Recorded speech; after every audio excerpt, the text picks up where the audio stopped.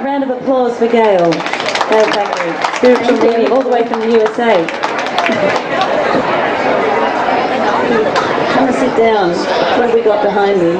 Freaky life moments. Okay, this is exciting. What's this about? So this is what we're interested in, your journey. Everyone wants to know how to become a spiritual medium, So, but this book, what inspired you to write this particular book? Well, this actually isn't published yet. It's brand new, so I kind of just printed up a few copies to see what people think about it. But I was not a medium all my life. Until I was 40, I was pretty normal, and then I woke up and started doing freaky stuff. That's incredible. So there's still hope for some people. There's still hope. They're waiting for something to happen later. When's God going to talk to me? And I realized that after I did this, that you look back on your life and you start saying, oh, well, I used to do this. So I used to get a little bit of premonitions, or I used to have dreams, or I saw things. And I realized, when you add it all together, you start to see that there's this whole spiritual world around you, and that it's available to everybody. And I thought, if I can do this, then everybody can do this. Well, that's what you're saying. There's signs and synchronicities all the time, all day, all night, but we're not aligned to it. We're not open to it, so it's going past us. It's not like the angels aren't trying to get your attention, but it's just that you're asleep.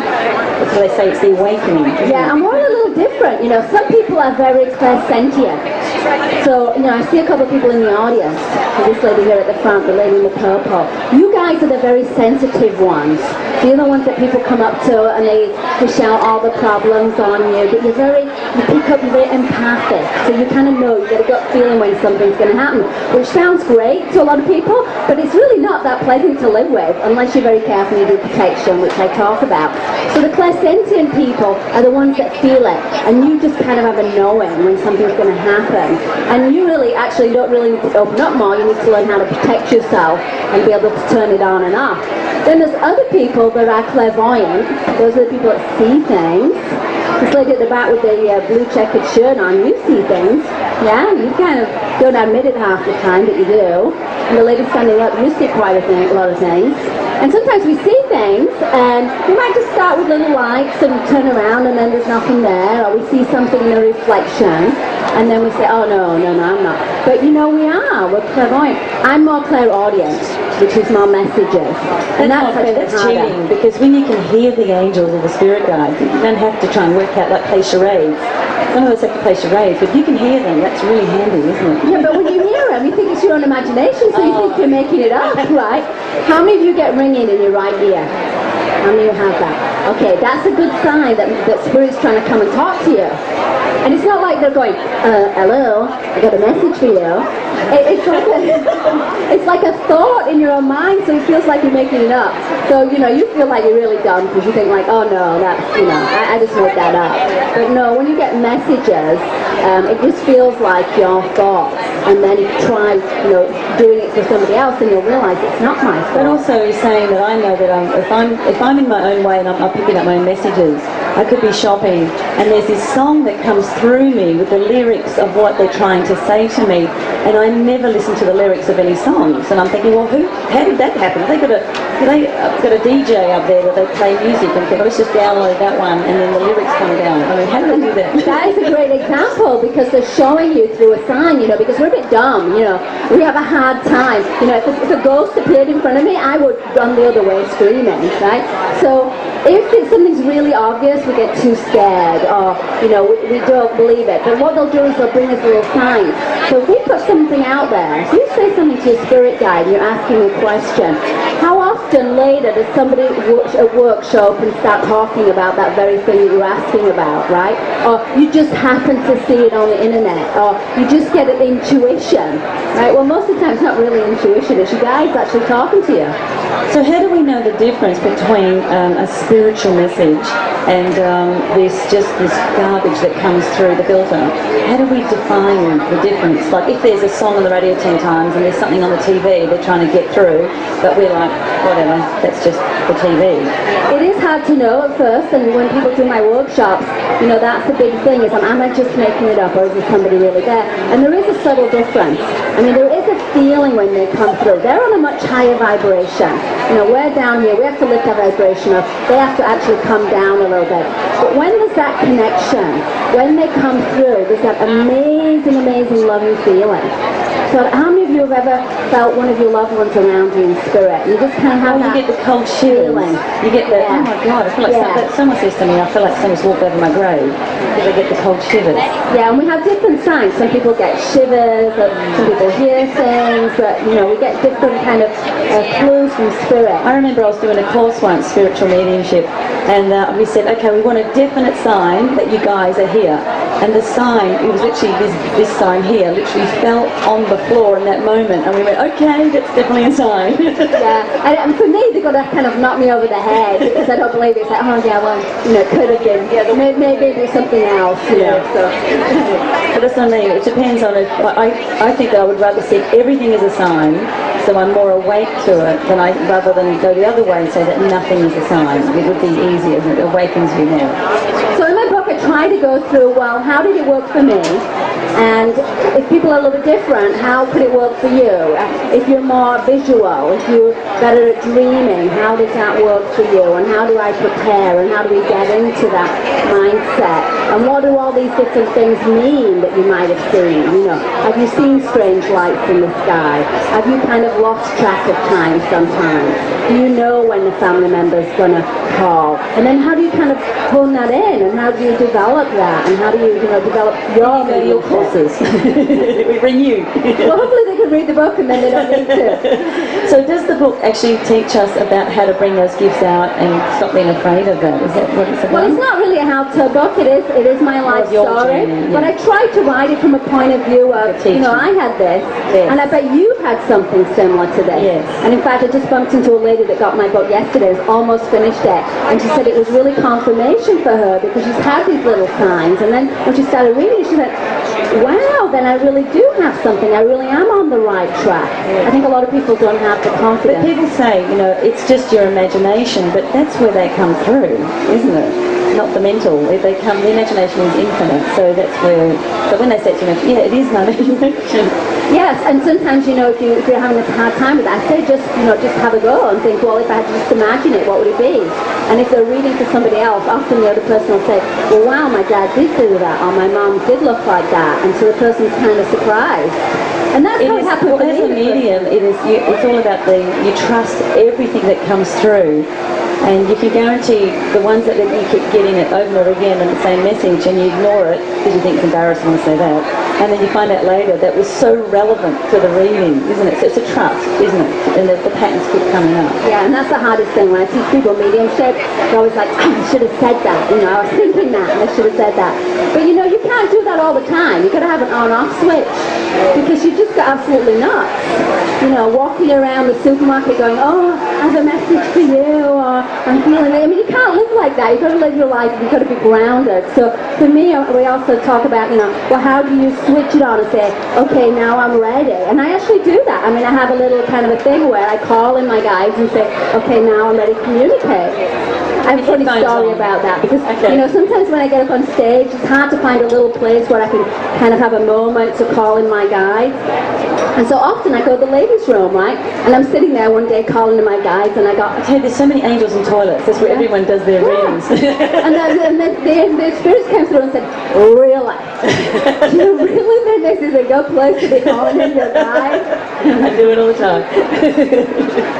We've got 5 minutes. We're in a hurry because we're another author. So sorry we have to cut you off, but we need to...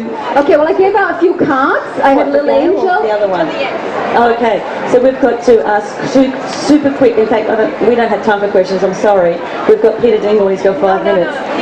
It's 5 minutes for Gail. Oh, sorry. Okay. We've got 2 questions for Gail. Okay, and I also handed out some cards, so while we're just finishing up, if everybody's got a card or a piece of paper, just write on there a very special blessing that you'd like today from Spirit. Go ahead and put down something that you'd like to have, some kind of better health issue, something you want to manifest. Go ahead, put down a special blessing, something for yourself, and then on the back, We're calling the cash flow angels. yeah, call them cash flow angels. Maybe you need a little bit more abundance in your Romance life. angels. A new job, a new boyfriend, Sex a angels. new husband. Do they have sex angels? Sex angels. Okay, and then on the back, put your name and your email. But write it clearly so I can actually read it, because we're going to win some stuff. We I want brought to send some you win things, stuff. that's right. Yeah. We want to send you some more gifts. So did we want to have a volunteer while we're waiting? Yes, absolutely. Okay. You want to come and volunteer? We've got 2 minutes left. You win a prize. Okay. So, volunteer, have a seat here. I love the Yogi Bear. Is that relevant to the healing? Okay, so I'm going to tap into Spirit and ask, what it is that you need, and look at your energy around you. And they're saying that you're feeling a little bit blocked. Your third eye feels a little bit blocked, and that's actually why your eyesight's a little bit worse right now. Because your clairvoyance actually affects your seeing, direction you want to go. So you're feeling like in your career right now, you're just not really sure where you want to go with it. You kind of have an idea about what you'd like to do, but like, how do you get there, right? Okay, so More I don't. so you can't see the way out to where you want to go, and that's because you're a little bit blocked here. And you've been saying, I'd really like to be able to see more things. I'd really like to be more clairvoyant, right? And are you in some kind of spiritual business? It's kind of on the fringe of it. It's not like reading tarot cards or anything, but you'd like to do something. You're a natural energy channel, so I think you'd like to do something a little bit more holistic. And what you're doing in your job right now is a little bit boring, right? You work in finance, yeah. Okay, now do you also get a little bit of issue with your left knee? Okay, so the left knee is stuck energy from not moving forward, and it's usually in a job, right? So you've got the not being able to see where you're going, and then you've got a little bit of stuck energy. So, we really want to give your career a little bit of a boost right now, and that's really, I think, your main focus on why you came up here. So what I want to do is, anybody else in the room that wants to join in, you want to open up your third eye a little bit? Please. Be a little bit more psychic, right? And we'll release any stuck energy while we're doing it. So if you want to join in, we're going to use her as a surrogate. Just put your hand right here on your third eye. So you just put your hand right there, over your third eye, right there. Yeah. And close your eyes, and we're going to ask to tap in and use these beautiful spirits that want to come around you and want to work with you. And we're going to ask to open up our heart to receive this powerful energy. Would you like to open up your third eye? Give me a big yes. Yes. Deep breath. 1, 2, 3. Wow, did you actually see a deep blue purple color come out right there? Felt kind of weird. That's a good thing. Okay. Good. So hopefully not only will you see something psychic, you'll have a better direction where you're going with your career, and your eyesight's going to get better. Okay, so I want an email from you. Give me a hug. I can actually see her energy. You just cleared the channel for her, so it did work. So do we want to pick a winner for the book? Okay, pick a winner, please. So let's bring up our cards that you have with your very special blessing on it. And I'm actually going to put these cards, they will be on my healing list. I'm going to put them in my John of God triangle so that you'll be surprised when you do receive what you've asked for. Just be open to receiving it. And this is my healing list. So you're going on my healing list, and when I go anywhere special in the world, I will email you and let you know. Beautiful. So we're going to pick a winner when the cards come up, and we're going to give away my Freaky Life Moments book here. Signed, I hope. Oh yeah, you come and I will sign it. My booth is right around the corner here at the bottom of the escalator, so if you come over there, I will sign it for you. Give you a little bit of a mini reading. If you didn't I get feel one. that I just had a little bit of clearing there myself. Yeah, and your throat. My throat and my chest. So That's thank wonderful. you. Yeah. We could give away some other books too. Absolutely. Okay, so This wonderful. is my, me, Chloe. Okay. This is my little girl. Wonderful, Chloe. So you want to pick me a winner for this Freaky Life Moments book. So you want to pick This one is of these Angel Chloe. cards? Where's your wings, Chloe?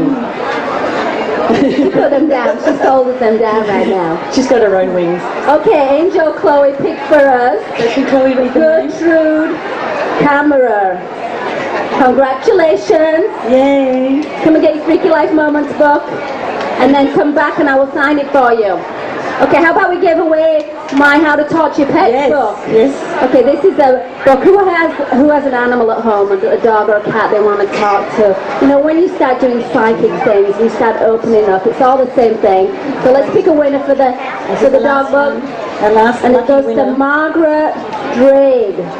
Yay. Margaret, congratulations. So you Okay. come and get the dog book. We've all got time. We're kicking you off the stage. Okay, I'm getting kicked off now. Well, so you'll have to come to my booth over there. I am at 4 o'clock going to be doing a workshop. How many of you know your soul purpose? Do you know what you're supposed to be doing with your life? Is there one more also? No. Where's Peter? It's time to, but you're, 2:30 is the next people. It's Okay, okay. We're going to just do the raffle then. Do you want to help us with for the big basket? Chloe's going to come now and just pick the... So at 4 o'clock I'm going to be doing a soul purpose workshop if any of you want to find give it a out bit of a about shake. what your soul purpose is. Okay. You're picking it. Sorry. And I'm going to be staying around on Monday. I'm going to be close by. I'm going to do some workshops all day. I'm going to teach you how to be a medium. So if any of you are interested in actually connecting with your loved ones, reading tarot cards and being a medium, I'm actually going to stay here and be teaching that tomorrow. So we have a winner of this basket that's behind me, valued at over $750. Chloe, what's the name? Debbie Noble. Debbie in the room? Is Debbie still here? Debbie, oh sorry. It's Noble, N-O-B-L-E. Is Debbie here? Debbie might have walked off, but we'll keep Debbie's name on the side. Make sure you keep that separate and that we'll contact her, we'll write her a letter. But what we do, we'll send her gifts during the week. To say thanks everyone for coming. Thank you everyone for coming. And how about a round of applause for the angel? Thank you. And so that's all. Thank you. Thanks, Gail. Give her a round of applause. Thanks, Gail.